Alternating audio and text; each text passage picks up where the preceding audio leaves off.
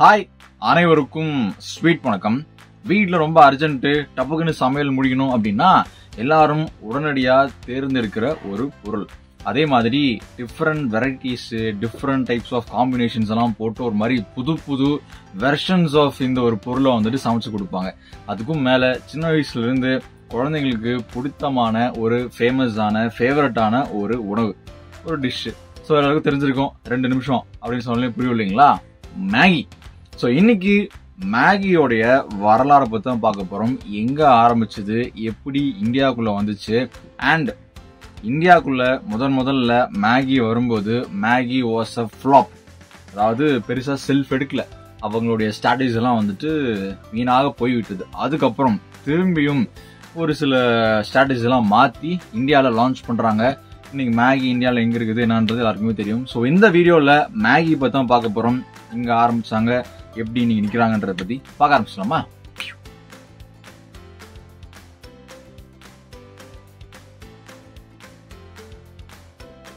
ஆயிரத்தி 1840 காலகட்டத்தில் Julius Michael Johannes Maggi Julius மேகின்னு பார்க்கலாம். ஸோ இந்த ஒரு நபர் பிறகுறாரு. இவங்க பிறந்த ஃபேமிலியை பார்த்தீங்கன்னா ஒரு மாதிரி இந்த ஃபுட் இண்டஸ்ட்ரியில ஒரு தொடர்பு கூடிய ஒரு ஃபேமிலி தான். ஸோ அப்படி இருக்கும்போது சின்ன வயசுல இருந்து வளர்றாங்க சுவிட்சர்லாந்து பேசிக்கா. ஸோ அந்த டைம்ல அந்த இண்டஸ்ட்ரியலைசேஷனு, கொஞ்சம் இந்த பெண்கள்லாம் வீட்டில இருந்து கொஞ்சம் வெளியே வேலைகள்லாம் போகிற அந்த ஒரு பிகினிங் காலகட்டம். ஸோ அப்படி இருக்கும்போது அங்க எல்லாருக்குமே ஒரு தேவை இருந்துச்சுன்னா இவ்வளவு நேரம்லாம் சமையலுக்கு எடுத்துக்கூடாது, தப்புக்குன்னு சிம்பிளா முடிக்கிற மாதிரி நம்ம ஏதாவது ஒரு பொருளை செய்யணும். அப்படிங்கும்போது இப்போ நம்ம ஜூலியஸ் மேகி அவர்களுக்கு ஒரு 20 வயதுகளுக்கு மேல இருக்கும். ஸோ தோராயமா ஒரு 1860 வாக்குல வச்சுக்கோங்களேன். அவருக்கு ஒரு ஐடியா வருது. ஏன்னா அவங்க ஆல்ரெடி அந்த ஃபுட் பேஸ்ட் ஒரு சின்ன ஒரு செக்டார் வச்சு ரன் பண்றது இருக்காங்க. ஸோ அதுல கம்பெனியும் பெருசா போகாத டைம்ல சரி நம்ம புதுசாக அதை இன்வென்ட் பண்ணோம் அப்படின்னு சொல்லிட்டு அவரும் கொஞ்சம் அந்த கெமிக்கல்லாம் படிச்ச ஒரு நபர் தான். ஸோ அவரு என்ன பண்றாருன்னா இன்ஸ்டன்ட் நூடுல்ஸ் அப்படின்னு சொல்லிட்டு ஒரு விஷயத்த கொண்டு வராங்க. அதுக்கு மேகின்னு அவங்க ஃபேமிலியோடைய அந்த சர்நேமையும் சேர்த்து வச்சு கொடுக்குறாங்க. ஸோ இதை இப்போ மாதிரி ரொம்ப நம்ம எஃப்எஸ்எஸ்ஐ போட்டோன்னு வந்துடும் இல்லையா? ஸோ அப்போ நிறைய ஃபார்மாலிட்டிஸ் இருக்கும், நிறைய பேர் அப்ரோச் பண்ணணும் அப்ரூவ் பண்றதுக்கு. ஸோ அப்படி பண்ணும்போது இந்த விஷயத்தை கொண்டு போய் கொடுத்து அப்ரூவலும் கேட்குறாங்க. ரொம்ப விரைவாக செஞ்சு முடிக்கக்கூடிய ஒரு பொருள்னு சொல்லிட்டு இதுக்கு அப்ரூவலும் கிடைக்குது. இத சுவிட்சர்லாந்துல மார்க்கெட்ல ரிலீஸ் பண்றாங்க. ரொம்பவே டப்புக்குன்னு ஃபேமஸ் ஆயிடுது.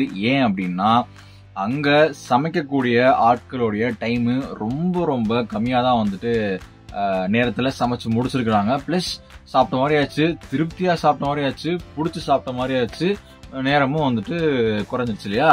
ஸோ அதனால சுவிட்சர்லாந்துல பயங்கர ஃபேமஸா போகுது. அதை தொடர்ந்து இந்த மேகில மேகி சாஸ், அப்புறம் மேகி கியூப்ஸ், அப்புறம் மேகி மசாலான்னு சொல்லிட்டு ஒவ்வொன்னா லேட்டர் 18th செஞ்சுரியே வர ஆரம்பிச்சிது.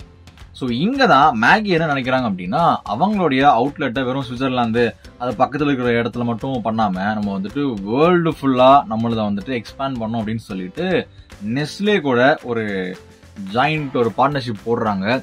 ஸோ அப்படிதான் நெஸ்லே உள்ள வராரு. நெஸ்லே அதுக்கு முன்னாடி வரைக்கும் கொஞ்சம் இந்த பால், டெய்ரி ப்ராடக்ட்ஸ் அந்த மாதிரி ஒரு மாதிரி வேற ஒரு ஜோன்ல நெஸ்லே பாத்தீங்கன்னா மேகிய உள்ள கொண்டு வந்ததுக்கு அப்புறம் அவங்களும் அவங்களுடைய ஒரு புது இண்டஸ்ட்ரி சொல்ல முடியாது, ஒரு புது செக்டாருக்குள்ள உள்ள வராங்கன்னு சொல்லலாம். ஸோ நெஸ்லே ஆல்ரெடி அந்த டைம்ல கொஞ்சம் வேர்ல்டு ஃபுல்லா தெரிஞ்ச ஒரு கம்பெனி அப்படின்றதுனால மேகிய எல்லா பக்கம் புஷன் பண்றாங்க. எல்லா சைட்லயுமே மேகிக்கு அமோக வரவேற்பு. ஸோ ஒரு சூப்பர் டூப்பர் ஹிட்னு சொல்லலாம். இப்போ நம்ம நாடுக்கு வருவோம், போதும் வெளிநாடு பார்த்து. 1983 இந்தியா வேர்ல்டு கப் ஜெயிச்சாங்க இல்லைங்களா? ஸோ அந்த வருஷத்துல தான் நெஸ்லே மேகிய இந்தியாவுக்குள்ள கொண்டு வராங்க. ஸோ என்னன்னு கொண்டு வராங்க அப்படின்னா இப்போ இனிஷியலா அந்த டைம்ல மெயினா இந்த ஸ்நாக்ஸ் எல்லாம் இன்னும் இருந்துச்சு. இப்பயும் நிறைய சாப்பிட்றோம், பட் இன்னும் அதிகமா இருக்கும் இல்லைங்களா?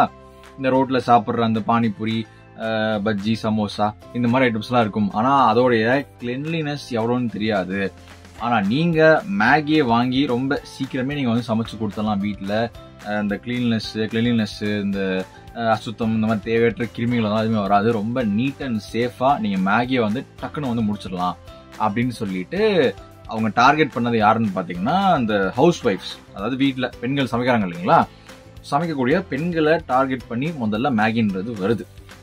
ஆனால் அவங்க என்ன எதிர்பார்த்தாங்க அப்படின்னா, இது ஹிட் ஆக போகுது, இந்தியாவில் ஆல்ரெடி பாப்புலேஷன் ஜாஸ்தி, மேகி வந்து ஓஹோன்னு சேல்ஸ் பிச்சுக்கு போகுது அப்படின்னு சொல்லிட்டு எதிர்பார்த்தா, நம்ம நாட்டு பெண்மணிகள் மேகி வந்துட்டு முதல்ல வந்துட்டு வரவேற்கல. என்னமோ தெரியல, இது என்னது ஒரு மாதிரி இருக்கு, இது என்ன நல்லா இல்லையே, இது என்ன சத்து இருக்கு, நம்ம வந்து ரொம்ப கிரெயின்ஸு டாலு அந்த மாதிரி சாப்பிட்டு பழகிட்டோம், இது என்னது ஒரு மாதிரி நூல்னா, இதெல்லாம் என் குழந்தைக்கு வேணான்னு சொல்லிட்டு பெற்றோர்கள் பெருசா குழந்தைங்களுக்கு வந்து மேகியை ப்ரிஃபர் பண்ணல இனிஷியலா. ஸோ மேகி அவங்க போட்ட எல்லா எஃபர்ட்டும், பெண்களை கவருவதற்கான எல்லா செயல்களும் வந்துட்டு வெண்ட் இன் வெயின், வீணாக போய்விட்டது. இருந்தாலும் நெஸ்லே வந்துட்டு மனம் தளரல. என்ன பண்றோம் அப்படின்னா, சரி ஓகே, அவங்க ஒரு டீம் அமைச்சு நிறைய இடத்துல போய் சர்வே பண்றாங்க. சரி என்ன பிரச்சனை, ஏன் கிளிக் ஆகல அப்படின்னு பார்க்கும்போது, இந்த ஒரு மேகின்றது குழந்தைங்களுக்கு ரொம்ப விரும்பக்கூடிய ஒரு பொருளா இருக்குது. ஸோ நம்மளுடைய அந்த டார்கெட்டா ஹவுஸ் ஒய்ஃப்ஸ், அதாவது சமைக்கக்கூடிய பெண்கள் இருந்து குழந்தைங்களுக்கு மாறுவோம். ஸோ குழந்தைங்களை மையமா வச்சு இந்த பிராண்டை வந்து ப்ரொமோட் பண்ணலாம் அப்படின்னு சொல்லிட்டு ஆரம்பிக்கிறாங்க. ஸோ ஆப்வியஸா அங்க ஆரம்பிச்சது. ஸோ குழந்தைங்களுக்கு மேகி அப்படின்னு சொல்லிட்டு ஆரம்பிச்சாங்க. பயங்கரமான ஹிட் அடிக்குது. பெற்றோர்களுமே ஒரு கடத்துக்கு அப்புறம், சரி அவன் பையன் விரும்பி கேட்கறான், என்ன பண்றது, எனக்கு பிடிக்கலன்னா வந்துட்டு அட்லீஸ்ட் ஒரு வாரத்துக்கு ஒரு தடவை அல்லது மாசத்துக்கு 2 தடவைன்ற மாதிரி சமைச்சு கொடுக்க வேண்டியதானே அப்படின்னு சொல்லிட்டு ஓரளவுக்கு கதை வந்துட்டு மாறிடுது. கொஞ்சம் கொஞ்சமா அங்க ஆரம்பிச்சு ஆல்மோஸ்ட் இந்தியா தான் வந்துட்டு மேகியோடைய லார்ஜஸ்ட் செல்லிங் ஆகிற ஒரு பிளேஸா வந்துட்டு மாறி இருக்கு. ஸோ இதுல இன்னைக்கு ஒரு நிலவரப்படி கிட்டத்தட்ட ஒரு நாளைக்கு 7 மில்லியனுக்கும் மேல மேகி பேக்கெட்ஸ் வந்து இந்தியாவில் மட்டும் சேல் ஆகுது. ஸோ ஆப்வியஸா தெரியும், Maggi is part of culture மாதிரி ஆயிடுச்சு இல்லைங்களா.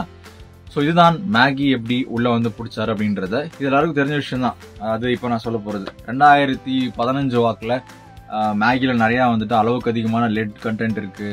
அந்த அஜினோமோட்டோ, அதாவது மோனோ சோடியம் குளூட்டமேட் வந்து ரொம்ப அதிகமாக கலக்குறாங்கன்னு சொல்லிட்டு மேகி பேன்லாம் பண்ணாங்க. நான்லாம் ஷாக் ஆகிட்டேன். ஓ மை காட், மேகி கிடைக்காதான்னு சொல்லிட்டு. ஆனால் இப்படி இருக்கும், சமாளிச்சுக்கலாம் அப்படின்ற மாதிரிலாம் பேசிட்டு இருந்தோம். கிட்டத்தட்ட அந்த டைம்ல ரொம்பவே வந்துட்டு மேகி கம்பெனிஸ் தான் நான் சொல்றேன், ரொம்ப பெரிய ஒரு அடின்னு சொல்லலாம். அண்ட் ஒரு 4 இயர்ஸ் கிட்டத்தட்ட மேகி வந்து செல்ஃபி எடுக்கல.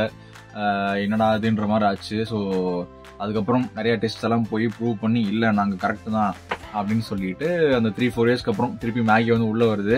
உள்ள வரும்போது திருப்பியும் ஸ்டார்டிங் ஃப்ரம் த ஸ்கிராச் மாதிரி இருந்துச்சு. ஆனால் கூடிய விரைவிலேயே மேகி வந்து திருப்பியும் தான் இழந்ததை விட ஜாஸ்தியா இன்னைக்கு இந்தியன் மார்க்கெட்ல வந்துட்டு சேல் ஆகிட்டு இருக்கு. இதுதான் மேகியோடைய ஸ்ட்ராட்டஜி அண்ட் அவங்களுடைய அந்த 2 மினிட் குக்கிங். அதுவும் வந்துட்டு ரொம்ப ஒரு கேட்சியான ஃப்ரேஸா மாறுச்சு. ஸோ 2 நிமிஷத்துல சாப்பிடணுமா மேகி அப்படின்னு சொல்லிட்டு இந்த ஃபாஸ்ட் ஃபுட் காலத்துக்கு ஏற்ற மாதிரியே ஃபாஸ்டா ஃபுட் பண்ணி அதை வந்து சாப்பிடலாம்னு சொல்லிட்டு பயங்கரமா ப்ரொபகண்டா பண்ணி ப்ரொபகண்டானே சொல்லலாம். ஃபர்ஸ்ட் ஸ்டார்டிங்ல பெண்களை குறி வச்சு அதுக்கப்புறம் குழந்தைங்களை மாற்றி தன்னோட டார்கெட் ஆடியன்ஸை கரெக்டாக ரீச் பண்ணி இன்னைக்கு மேகி எங்க இருக்காங்கன்றது நம்ம வந்து பார்த்துட்டு தான் இருக்கோம். ஸோ நீங்களும் ஏதாவது பிசினஸ் ஆரம்பிக்கிறீங்க அப்படின்னா உங்களுடைய டார்கெட் ஆடியன்ஸ் யாருன்றத இனிஷியலா ஒரு தெளிவை வச்சுக்கிட்டு அதுக்கப்புறம் அதை ஒர்க் பண்ணீங்கன்னா இன்னும் பெட்டரா இருக்குன்றத மேகில இருந்து நம்ம கத்துக்கலாம்னு சொல்லலாம். So that's it for this Maggi segment. மீண்டும் உங்களை வேறு ஒரு ப்ராடக்ட்டில் அடுத்த வீடியோல சந்திக்கிறேன். தேங்க்யூ, பாய்.